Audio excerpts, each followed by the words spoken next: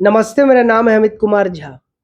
प्रधानमंत्री मोदी का ये मालदीव दौरा बहुत ही खास रहा, क्योंकि जो मालदीव ऐसा लग रहा था कि चीन के करीब जा रहा है, उसने ऐसी पलटी मारी जिस वजह से चीन को तगड़ा झटका लग गया है। क्योंकि भारत और मालदीव के बीच हाल के दिनों को छोड़ दिया जाए तो हमेशा से रिश्ते अच्छे ही रहे हैं।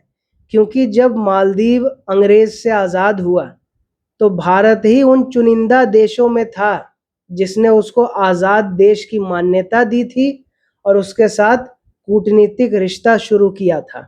और भारत हर बार मालदीव के संकट के समय एक मित्र के रूप में खड़ा रहा है। जब उसके यहाँ तख्ता पलट होने वाला था, उसको भारत ने रोका। जब बड़ा बड़ा तूफान आया, बाढ़ आया, उसमें भारत ने सहायता भेजी।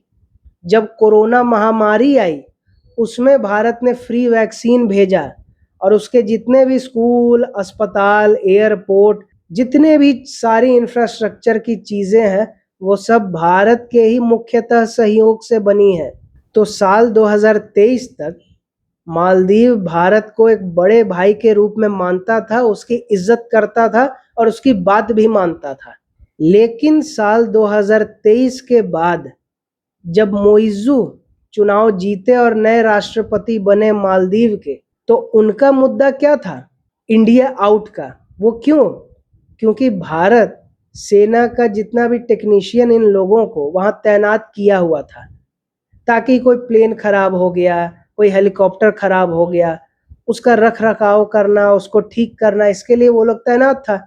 उसको इस तरह से मोइज़ू ने प्रस्तुत किया वहाँ के लोगों के सामने कि जैसे भारत मालदीव के अंदरूनी मामलों में घुसने की कोशिश कर रहा है, वहाँ तख्ता पलट की कोशिश कर रहा है, तो हम आ जाएंगे तो भारत के लोगों को यहाँ से हटाएंगे।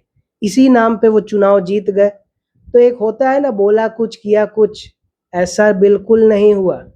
क्योंकि मालदीव में चुनाव के बाद जो भी जीतता है वो पहले भारत का दौरा करता है, फिर कहीं और जाता है। मोइज़ू ने इस प्रथा को ही बदल दिया और पहला दौरा उनका हुआ तुर्की और चीन का।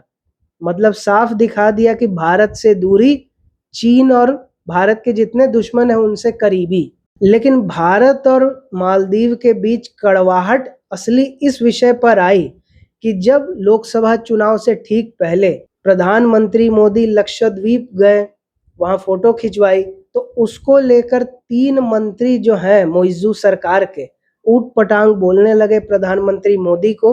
और इस वजह से ऐसा यहाँ की जनता भड़की कि मालदीव का बॉयकॉट करने लगी। क्योंकि सबसे ज़्यादा कोई भी विदेशी नागरिक जो मालदीव में जाता है वो भारत के ही लोग हैं, तो उसका जो पर्यटन का क्षेत्र है उस पर तगड़ा झटका कोरोना के वजह से लगा ही हुआ था। ऊपर से अब भारत ने लगा दिया। बाकी चीन के कर्ज तले वो दबा ही हुआ है, और भी कई समस्या उसके देश में है ही। तो इस वजह से आखिरकार जब प्रधानमंत्री मोदी तीसरी बार चुनाव जीत के आए तो मोइज़ू को लगा कि अब तो कुछ होने वाला नहीं है, सरेंडर करना ही पड़ेगा। तो इसलिए वो शपथ ग्रहण कार्यक्रम में तो आए ही पीएम मोदी के। और इस दौरे में जो आगता स्वागता की है मोइज़ू ने, मतलब देख के लगा कि एक सेवक मालिक का स्वागत कर रहा है। इस तरह से गार्ड ऑफ ऑनर, 21 तोपों की सलामी दी गई। तो ये दौरा खास क्यों रहा? क्योंकि इस दौरे में बहुत बड़े बड़े फैसले हुए हैं और आगे जो फैसले होंगे उनकी नींव रखी गई है। पहला, यूपीआई अब मालदीव्स में काम करना शुरू करेगा कुछ ही दिन के अंदर। ये एक बड़ी घोषणा हुई है। क्योंकि वीज़ा इस्तेमाल करो, मास्टर कार्ड इस्तेमाल करो, अमेरिकी कंपनी को फ़ायदा पहुंचाओ। भाई क्यों? अपना यूपीआई अब सब जगह चलेगा, अपने देश का फ़ायदा होगा, अपनी टेक्नोलॉजी। और भारत ने मालदीव्स को लगभग 5,000 करोड़ का लाइन ऑफ क्रेडिट भी जारी कर दिया है। मतलब 5,000 करोड़ की उधारी नहीं, 5,000 करोड़ तक ले सकता है, और जितना लेगा उतना पर ही ब्याज देना। और ब्याज दर भी काफ़ी कम रखा गया है, समय सीमा भी काफ़ी ज़्यादा रखा गया है। कोई कड़ाई नहीं है, कोई धमकी नहीं है, आपसी मित्रता। और सबसे बड़ा फैसला क्या हुआ है कि फ्री ट्रेड एग्रीमेंट की बात शुरू हो गई है।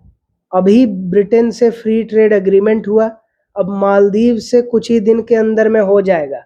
और यहाँ डोनाल्ड ट्रंप सनकी नेता की तरह कि मेरा जो बात मानेगा उसी से हम करेंगे, नहीं तो नहीं करेंगे, एक छोटा सा टैरिफ कट नहीं हो पा रहा है। और मालदीव से, यूके से और बाकी और कितने देशों से फ्री ट्रेड एग्रीमेंट की बात हो रही है। मतलब जीरो, ऑलमोस्ट जीरो टैरिफ, कोई एक्स्ट्रा टैक्स नहीं, कुछ नहीं। जो रेट पे यहाँ है उसी रेट पे वहां जाएगा सीधा। अब आपका सवाल हो सकता है कि इसमें चीन को झटका क्या है? कोई किसी का दोस्त, कोई किसी का दोस्त, कोई सबका दोस्त हो ही सकता है। इसमें फर्क क्या पड़ता है? पहला फर्क, मालदीव इस जगह पर है, खास जगह पर हिंद महासागर में, कि वहां अगर चाइना का कब्जा बढ़ने लगा तो भारत को तकलीफ हो जाएगा। इस वजह से मालदीव से अच्छे रिश्ते रखना जरूरी है। मालदीव को इसलिए जरूरी है क्योंकि उसका देश गर्त में जा रहा है, एक भारत ही मदद कर सकता है। और दूसरा बड़ा झटका चाइना को क्या लगा कि चाइना जो लोन देते रहता है वो इतनी ज्यादा ब्याज दर रखता है और इतना हार्ड उसका शर्त रहता है कि अगर नहीं दिया इतने समय में तो हम ये कब्जा कर लेंगे। उदाहरण के रूप में श्रीलंका का हम्बनटोटा पोर्ट जो है उसके लेकर लोन नहीं चुका पाया तो उसको चीन ने ले लिया 99 साल की लीज पर। मतलब ये है चीन का लोन देने का हिसाब, एकदम लाला की तरह कि तुरंत दे दिया, उसके बाद इतना लूट खसोट करेगा कि तुम परेशान हो जाएगा। वहीं भारत एक मित्र के रूप में लोन देता है कि हाँ देना आराम से, लेकिन देना भूल मत जाना। तो कहने का मतलब ये है कि आलतू फालतू वीडियो देख के बहुत से लोगों का ये कहना रहता है कि अरे मालदीव को ठोक दो, बांग्लादेश को ठोक दो, इसको ठोक दो, उसको ठोक दो। अरे डिप्लोमेसी, कूटनीति ऐसे नहीं होता है। सबका सबको जरूरत है, कोई फालतू का देश नहीं है, इसलिए सबको साथ लेकर चलना जरूरी होता है। और युद्ध अंतिम एकदम चीज है। भारत चाहता तो न्यूक्लियर बम नहीं गिरा देता पाकिस्तान पे। मकसद वो थोड़ी है, मकसद है कि दुश्मनों को औकात में रखना, बर्बाद करने का नहीं है, औकात में रखने का है। तो सीधी सी बात यही है कि जो मोइज़ू हवा में थे कि हम तो चाइना के सपोर्ट से भारत को हड़का देंगे और जो मन है सो करेंगे, पता चल गया कि चीन किसी का सगा नहीं है, सगा भारत ही है जो हर मुश्किल के घड़ी में मदद करेगा। वही प्रधानमंत्री मोदी ने भी कहा कि हमारे लिए पड़ोसी प्रथम की नीति है और मालदीव हमारा बहुत अच्छा मित्र है और इसी तरह से सहयोग हम लोग एक दूसरे का करते रहेंगे और ये साथ बना रहेगा।